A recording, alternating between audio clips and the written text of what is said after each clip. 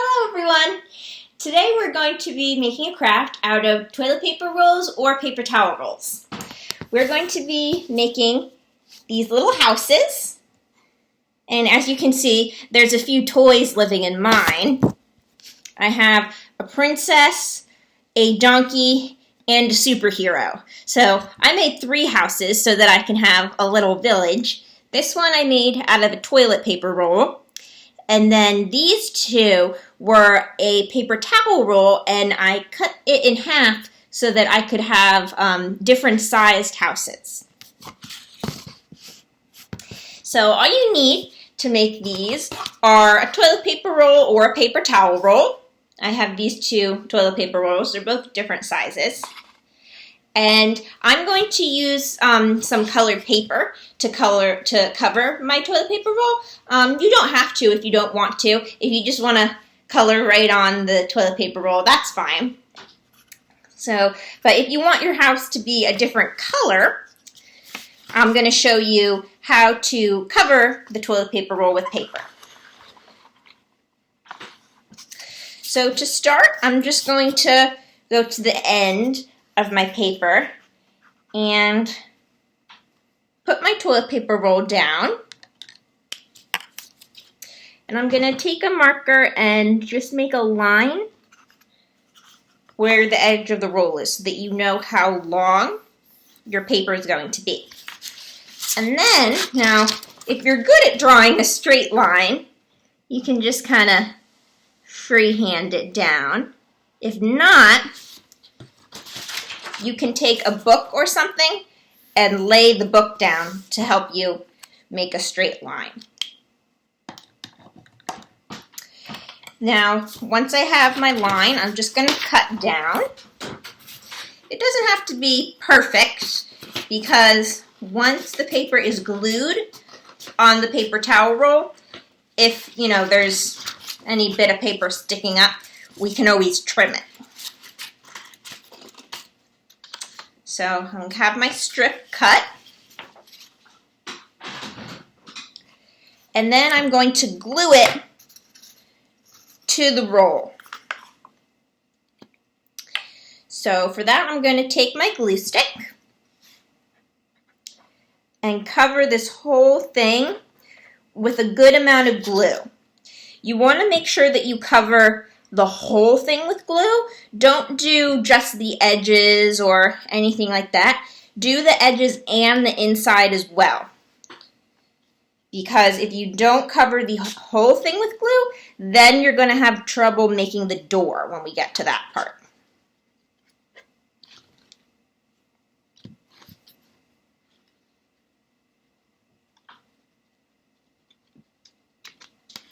So once I covered it in glue, I'm going to take the roll and line it up on this end as best I can.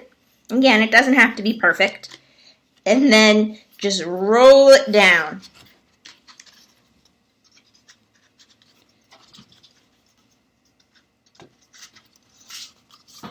And then press it to make sure the ends stay.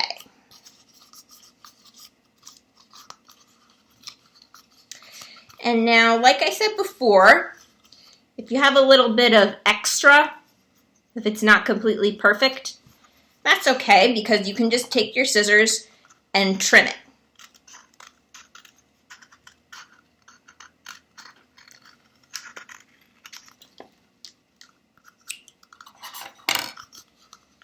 And now, we have the first part of the house.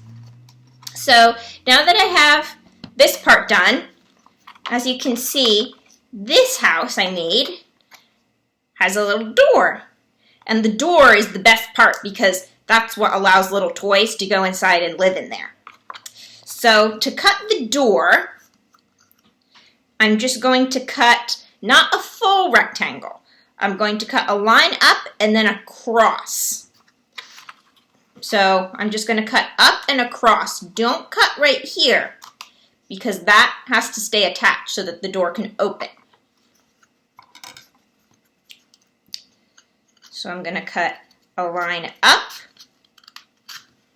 just like that, and then across, however big I want my door to be.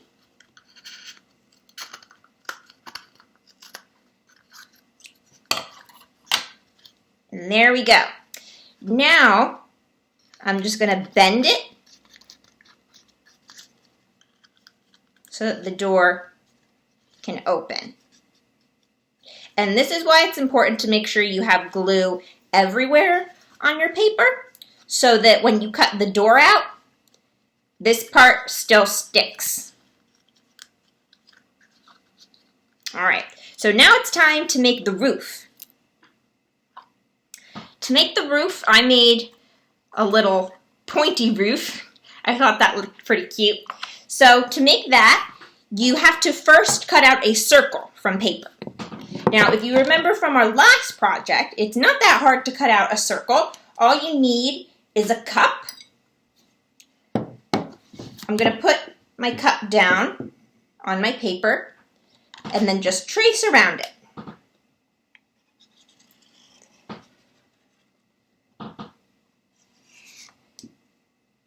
And then when I pick the cup up, I have a perfect circle that I can cut out.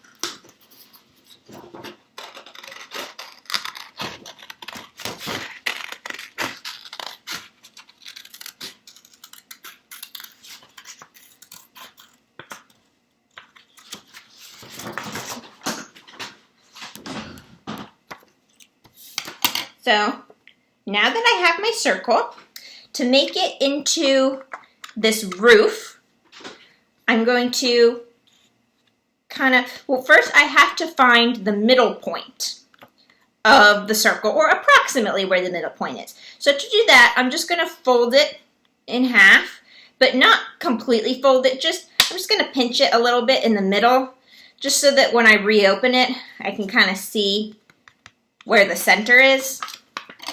And then I'm just going to cut right to that. Just one small cut. Then all you have to do is put one end of the slit behind the other and then just curl it up. You can make it as big or as small as you want by just pushing on these ends. So you can make a little roof or a big flat roof. My house just fell on the ground. So I'm going to take it and kind of see how big I want my roof to be. I think that's probably good. So when I have the size that I want, I'm going to take a piece of tape. You can try to glue it too if you want, but it's kind of easier just to tape it if you have tape. And I'm going to do that on both sides. I'm going to do it on the side that has the little crease here, and then I'm going to flip it over and then also tape it here just to make sure it stays really good. And now, as you can see, it's not, sometimes it doesn't come out completely even. It's not that big of a deal, but if you want to, you can go back and trim it to make it even. Just like that. Now, I have my roof to go on top. So I am going to now try to tape my roof onto here because the only glue I have is a glue stick, and it doesn't really work to try to use a glue stick to glue the roof on. If you have wet glue, like some White Elmer's glue, that could probably work to put the roof on. You can just put it on the edge and put it on here and wait for it to dry. But I'm going to use tape because I don't have that kind of glue. So to tape it, I'm going to take a strip and put it on here so that it sticks up. And I'm going to continue doing that around it. So I have found that usually 4 or 5 pieces of tape works best.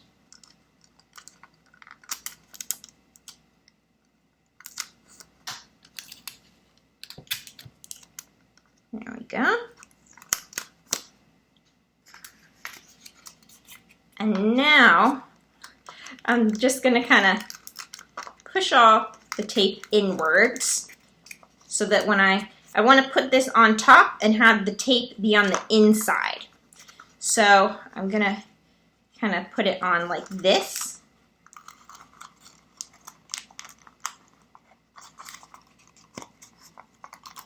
There we go. And now,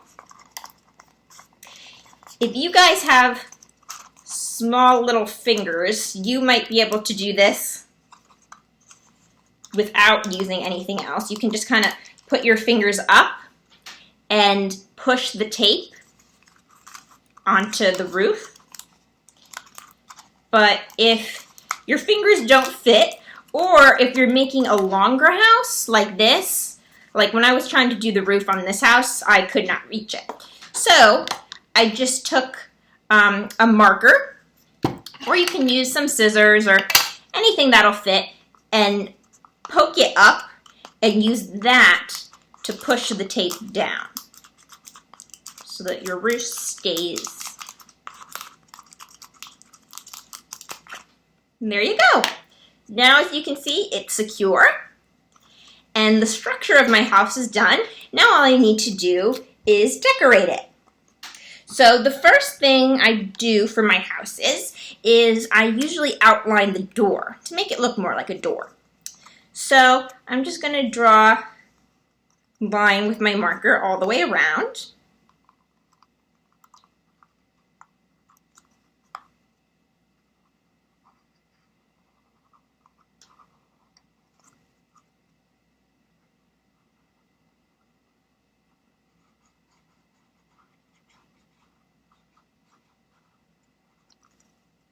Just like that.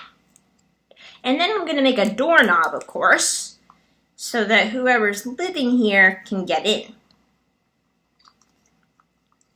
And now you can go ahead and decorate the house however you want. I made some flower boxes on mine. This one just has a little flower box. This one has a window and a flower box. And on this one, I made some windows. Since this is a tall house, I made 2 stories to the house, 2 different floors with 2 windows. And then I made some flowers with pots next to the door. But you can decorate your house however you want. You can make flowers, you can make windows, you can make things going all the way around your house. If you have a pool, if you want to have a pool outside your house, you can try to draw a little pool or a pond or maybe a bicycle or any toys that you might want to have outside your house. And then you're all good to go. You can make as many of these as you want, and you can make a little village. And then, most importantly, when you're done with your house, if you want to go find some toys that'll fit inside, you can go get some little toys and show them the house so that they know where it is, and then they can live in it. Just like that. This princess is an especially good one because she fits all the way inside, and then she can shut the door if she wants. So if you guys make any of these houses, I'd love to see them. You can email them to me, and I will email you back. I'd love to see all your little house villages if you make any. And I miss you guys, and I will see you next week. Bye.